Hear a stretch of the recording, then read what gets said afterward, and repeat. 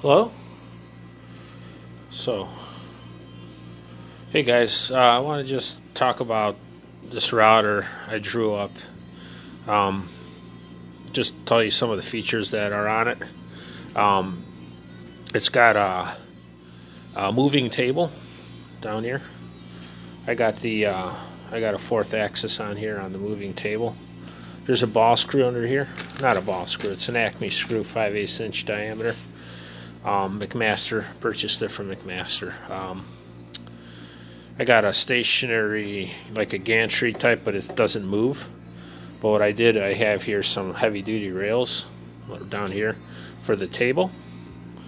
Bought those on eBay. You know, these are profile rails. They're better than those like round ones. They got more moment and more load carrying capacity.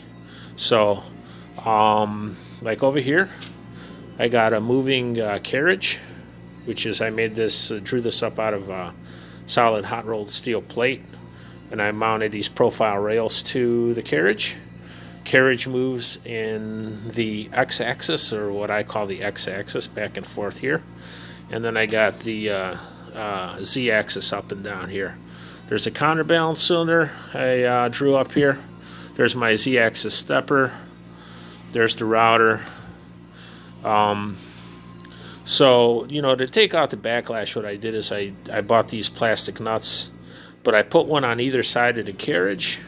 So what that does is, just by the fact that you got two nuts, I mean, it almost takes out all the backlash. And these Acme screws are pretty accurate. I got a solid connector in here. It's not really a flexi coupling, but you know what? This thing works. It's cheap. You could get it at McMaster, so no big deal. So all this stuff is 80/20, which I drew up on SolidWorks. So works pretty good. Over here I got two computers. I got a laptop, which I have for Mach4, so that's strictly Mach4 service, and then I got a laptop here for Mach4. I don't want to get them confused. You know, this one's got the LPT port, this one does not. So this is the Mach4.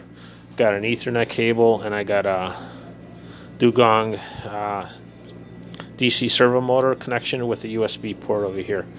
I can do a separate video on that, but basically, you know, I got some movement here for that's the X.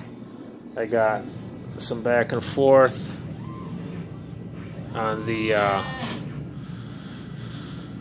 on what I call the Y. I haven't set my my motor speed limits yet, but I'm going to do that. Back here I mounted my electronics. So I got a smooth stepper board, I got a breakout board, a couple other ones. The smooth stepper board, be careful where you put this cable. Cable goes into the LPT1 port, and make sure you set all your ports correctly.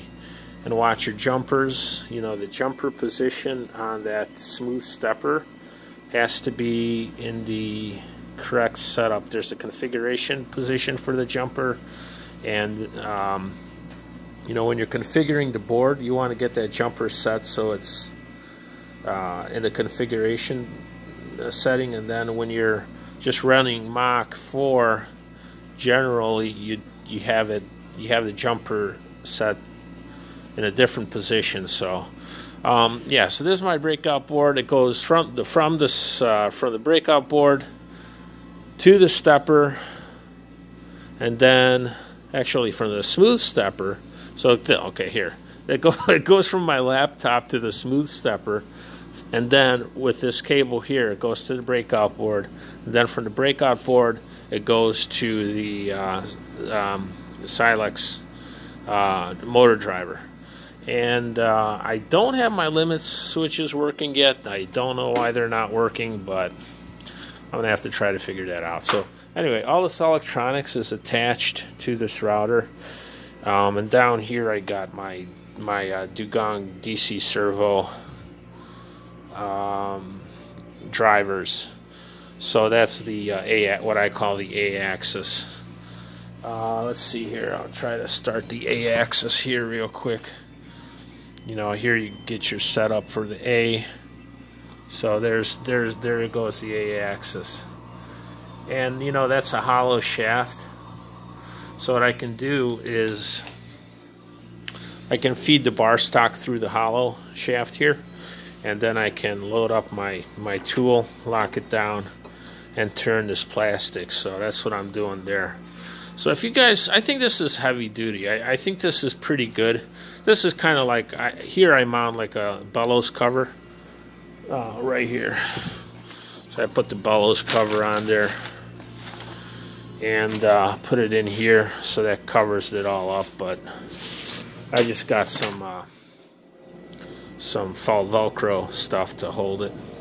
There's my limit switch right there. So I got this whole thing drawn up on SolidWorks. If you guys want a plan for this thing, you know, I'll be willing to share that with you for 20 bucks or something, maybe 25. But yeah, I mean, I think it's a solid deal. It's not expensive.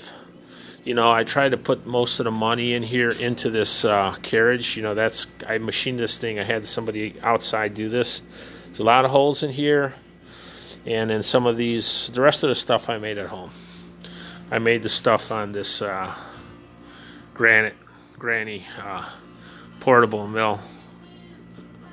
So that's what we got here. That's what we got.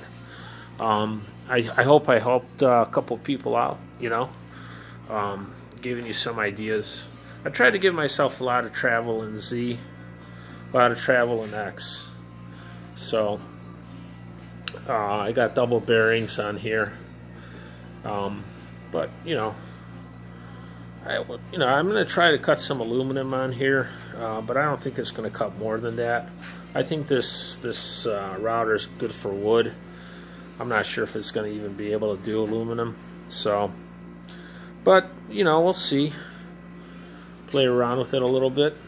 All right, guys, take it easy. Hope I helped some people, gave some ideas.